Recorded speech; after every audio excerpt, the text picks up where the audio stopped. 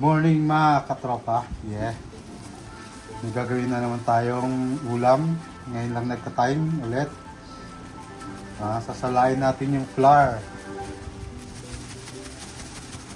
Yan.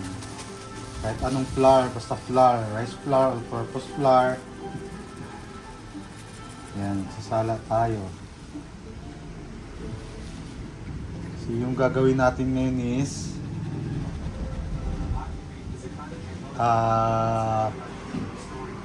makikita nyo mamaya. Ayan, sala na ako ng flour natin. Natin is yan, cornstarch, konti lang.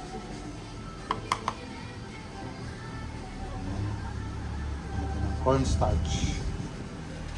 Yan, okay na nga. Yung iba, nilalagyan ng baking powder. Tayo, hindi na natin lalagyan. Wala tayong baking powder. Lalagyan na nga natin ng paminta. Lalagyan natin ng paminta. Ayan. Siyempre, yung partner ng paminta, paboritong Magic Sarap. Magic Sarap. Ayan. Oops. Para natin ng asin. Lasa. Tapos, haluloy natin mga katropa. Ayan. Halo-halo.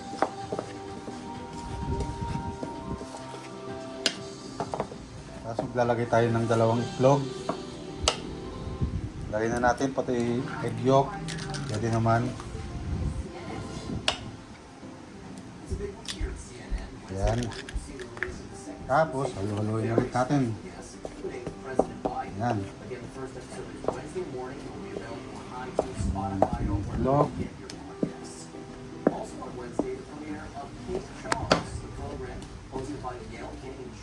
Lalagyan din natin ng cold water.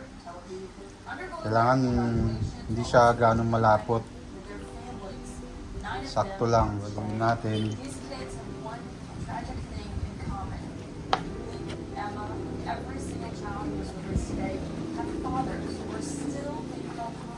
Ayan, pino siya, smooth siya. Haluin lang natin para mawala yung buo niya. Pwede na to. Mamaya pwede na. So, okay na nga to mga katropa. Yan. Sunod natin yung ating pinaka main recipe. Pinaka main pinaka importanteng bagay. Importanteng niluluto natin. Ating niluluto.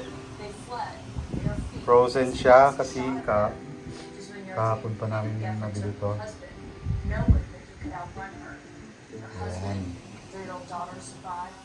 Yung hipon natin, no? Katamtaman lang yung laki. Ayan. Sisimulan na nga natin linisin. Ayan. Muna tatanggalin muna natin itong balat niya. Tanggalin natin yung balat ng hipon.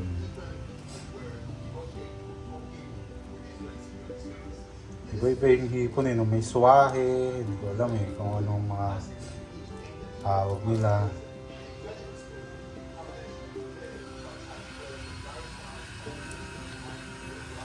Ayan. Hipon swahe.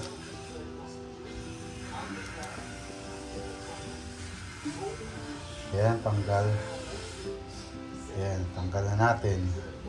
Itong hipon may tiyan din May mga kinakain din to.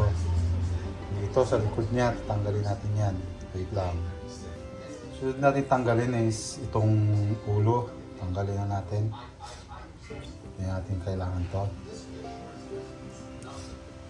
Ayan.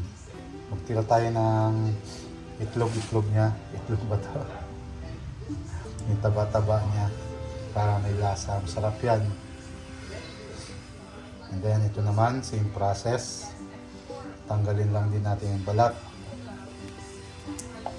Tanggal lang tayo na tanggal ng balat.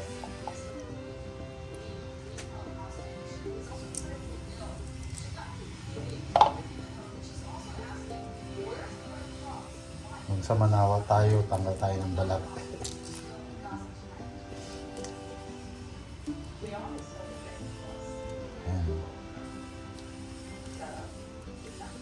tanggalin yung buntot. Yan.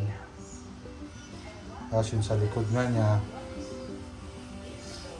Yan. Yung iba ginagamitan ng kutsilyo. Pwedeng hiwain naman eh. Pwedeng ganyan. Oh, meron pa dito eh. Mahaba, hindi nakuha lahat eh. Madali yata pag kutsilyo eh.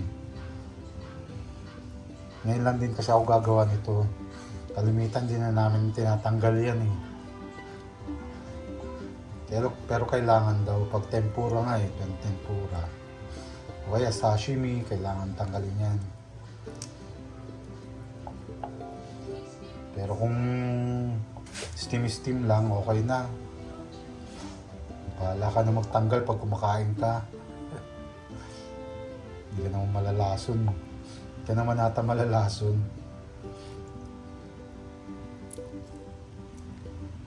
Hindi ka naman mamamatay. Ang galing mo, Andoy! Ang galing!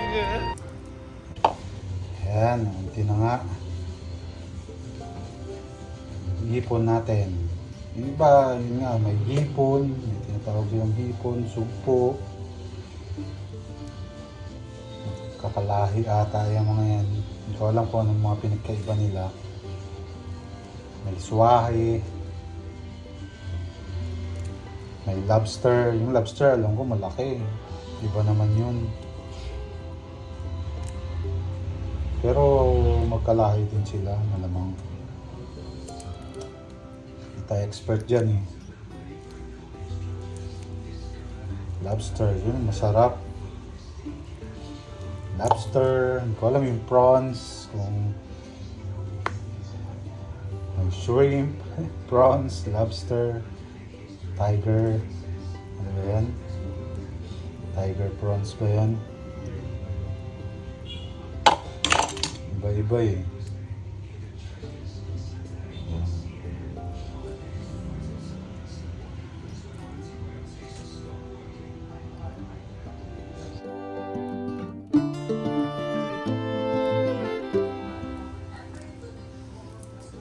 Tagal pala ako maglinis ng hipon. Tagal pala magluto ng tempura, gumawa ng tempura. Ayan, nasabi ko na tempura, ilulutuin natin. Maproseso pala. Hindi naman siya nakakapagod. Nakakainip lang. Kasi gutom ka na. Nakakainip. Kasi ito palang paglilinis eh. Medyo matatagalan ka na. Lalo kung marami ha. Ayan. Wash muna natin siyempre. Kailangan malinis.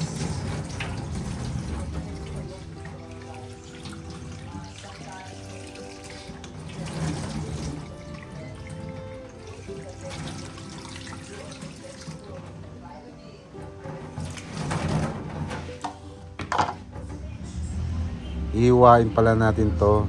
Konting hiwa lang. May bandang curve niya. Pero buong katawan na rin. Para para umunat siya. Hindi siya naka-curve kapag niluto mo. Yung magka-curve. Kaya hiwaan natin. Yung iba pinipisil pa to eh. Pinapahaba nila. Kaya lang hindi ko mapisil eh. Natakot ako eh. Nahihirapan ako. Kaya bahala na kung paano pagkakaluto nito mamaya. First time eh. First time. Hehe. Meron tayo dito used oil. Pinagprituhan natin ng manok yung nakaraan. Mga 1 year old na. Joke lang. Ayan. Papainit na tayo ng ating mantika. Ito na yung nagawa natin yung butter niya kanina. Naghiwalay tayo. Para sa pang-drip natin mamaya. Pag nasa kawali na. So, ito na nga at sisimulan na natin. Didip muna natin sa flour natin. Tapos ginawa natin butter bago yan. Dahan-dahan nating ilubog yung katawan ng hipon para hindi siya mabigla. Ilalagay tayo ng iba pang hipon. Yan. Ganun lang ng ganun. Pabalik-balik lang. Tapos mamaya lalagyan natin ng drippings niya. I-drip natin ng yung butter natin. Ayan. Ito nga oh, lalagyan ko na. Ayan. Konti-konti lang natin. Tulo-tulo lang. Pampadagdag ng coatings niya. Ayan. Yung iba ginagamitan ng breadcrumbs. Sinasawsaw pa nila sa breadcrumbs bago i-dip sa mainit na mantika. Tayo hindi na tayo nag breadcrumbs, ganito na lang. Kanya-kanyang style yan eh. Ayan o. So babalik ta rin ko. Kailangan mahina lang yung apoy para hindi nabibigla yung laman ng ating hipon. Ayan, yan, okay na. Siyempre, titikman ko na yan.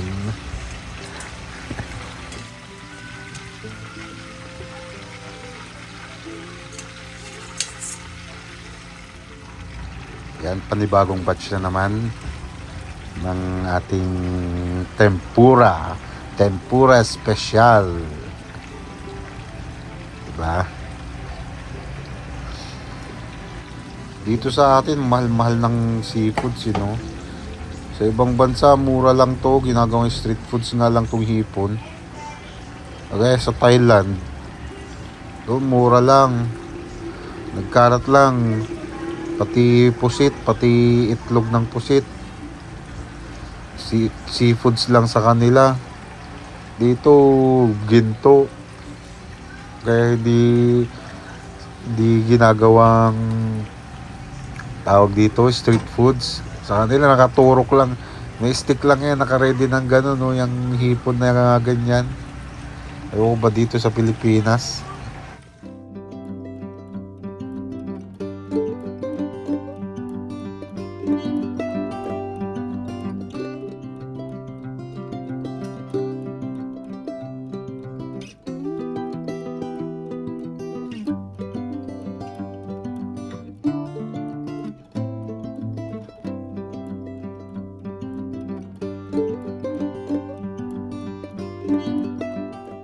Konti na lang, ayan no. Nakaunat siya. Kaya lang pag niluluto, bumabaluktot pa rin. So hindi perfect ang gawa natin. Ayan. Medyo konti-konti lang yung nilalagay ko, no. Kasi nga, pag natagalan yung karne, syempre, baka mamaya sunog na. Kaya konti-konti lang niluluto. Gagawa tayo ng ating sausawan. Yan.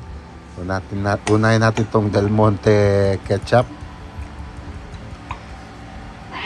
Siyempre. Tapos lalagyan natin ng ating yan, mayonnaise. Real mayonnaise. Herman Real. Herman Moreno. Joke lang.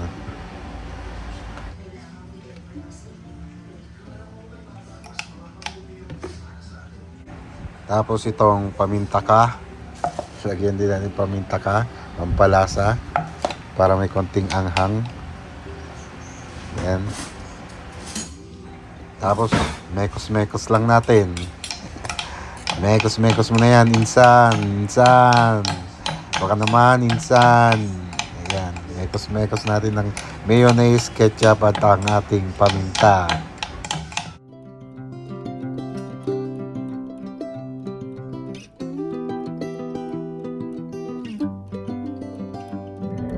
Isa pang choice na sausawan natin na gagawin is suka. Yan, dato puti suka, baka naman everyday.